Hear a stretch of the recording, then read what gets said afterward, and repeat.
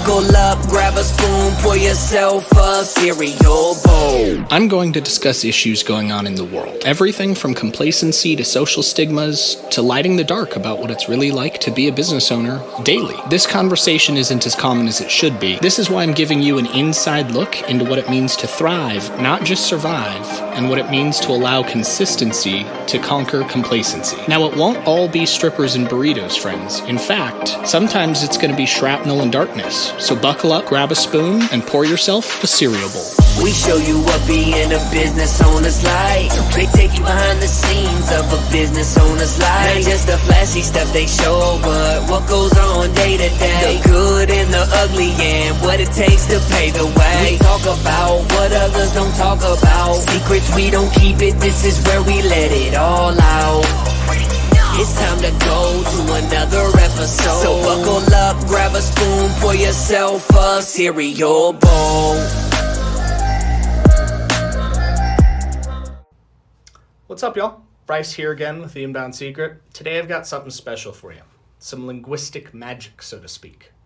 It's NLP, Neuro-Linguistic Programming.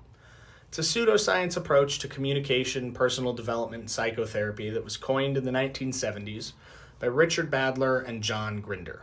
Now, this is a powerful and yet controversial topic for many. Though through the years, people have criticized, demonized, and even been mystified by this, I want you to keep an open mind. I'm about to show you and teach you something that you may or may not have heard about or even used in the past. However, you may not have had the right mindset or process to really do good with it. Before I get started, though, I need you to remember, you have a moral and ethical duty to operate with integrity at all times. So, you can only use NLP to help people thrive, not just survive, not to hurt people. You help people by anchoring them, by using language to help them see through their own eyes and their own discoveries through conversations that your solution is the answer to their prayers, that your product or service will help them avoid pain.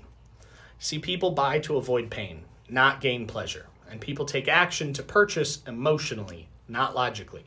Your customer, your clients, your audience as a whole will only purchase from you if they have a dopamine release, a satisfaction from avoiding pain or solving pain that they already have. This is key into being able to successfully sell like a master salesman or saleswoman. Simply put, your job in sales is not to sell a product or service. Your job is to discover, uncover, and solve people's pain. You get paid to solve problems and in direct proportion to the size and amount of problems you solve.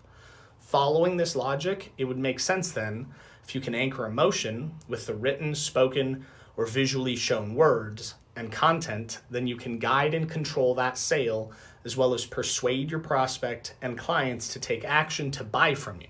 Would it not? Yes, it would, absolutely.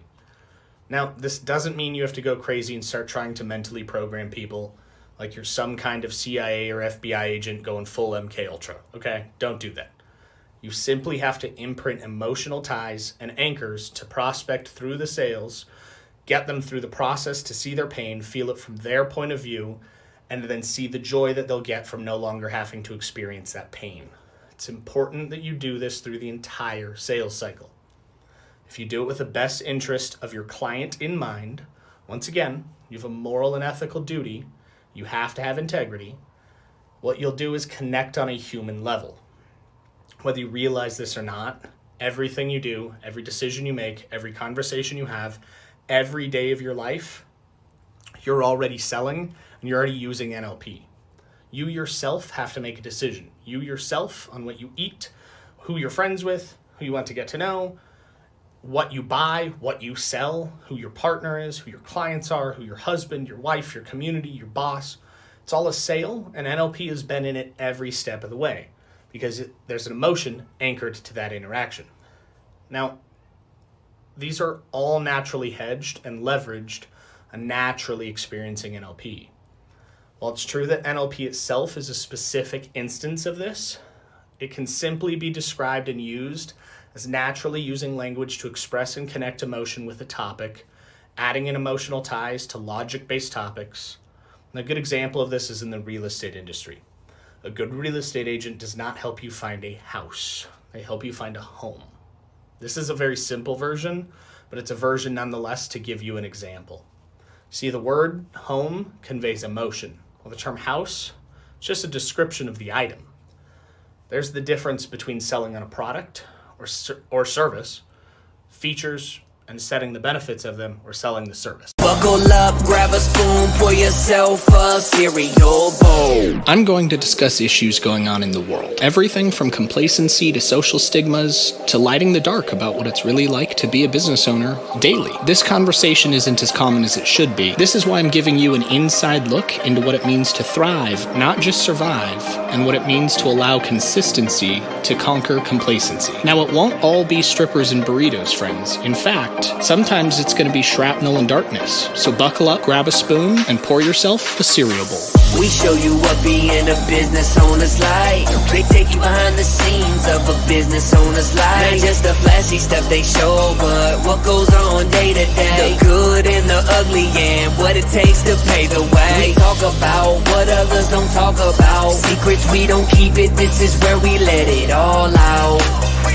It's time to go to another episode. So buckle up, grab a spoon, pour yourself a cereal bowl.